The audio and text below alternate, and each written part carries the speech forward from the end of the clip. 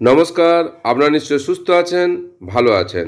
রাজ্যের library grant সংক্রান্ত একটা সংবাদ সামনে এসেছে, আপনাদের সঙ্গে শেয়ার করছি। ডাইরেক্টরেট অফ স্কুল এডুকেশন 19/6/2025 তারিখে স্কুলে স্কুলে বই সংগ্রহের জন্য যে অনুদান দিচ্ছে সেই সংক্রান্ত একটা নোটিশ প্রকাশ করেছে। নোটিশে কি আছে একটু দেখে নেওয়া যাক।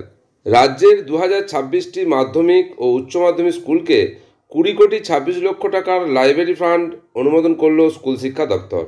স্কুল শিক্ষা কমিশনার একটা চিঠি দিয়ে সমস্ত জেলা বিদ্যালয় পরিদর্শক ডিআই মাধ্যমিক তাঁর এলাকার নির্ধারিত স্কুলগুলির লাইব্রেরিতে বই সংগ্রহের জন্য এই অনুদান দিয়েছেন।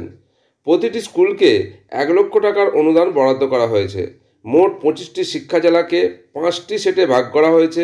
বিভিন্ন জেলাকে 5টি সেটে ভাগ করে তাদেরও আবার বই কেনা নির্দিষ্ট করে দেওয়া হয়েছে। Publishers and book sellers guild সব জেলা পরিদর্শকদের সঙ্গে যোগাযোগ করে স্কুলগুলিতে নির্ধারিত সব বই সরবরাহ করবে। বই সরবরাহ শেষ হলে সংশ্লিষ্ট পাবলিশার্সদের অ্যাকাউন্ট পেয়ে চেক দেবে স্কুল শিক্ষা দপ্তর। এক একটি সেটে 500 থেকে 600 মতো বইয়ের নাম লিপিবদ্ধ করা হয়েছে।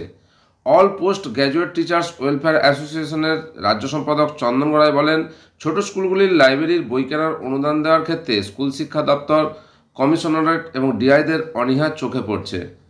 যেসব স্কুলগুলি এখনও পর্যন্ত অনুদান পায়নি তাদের লাইব্রেরির অনুদান সহ বই দেওয়া হোক। সেই সঙ্গে সব স্কুলের লাইব্রেরিয়ান নিয়োগ করতে হবে।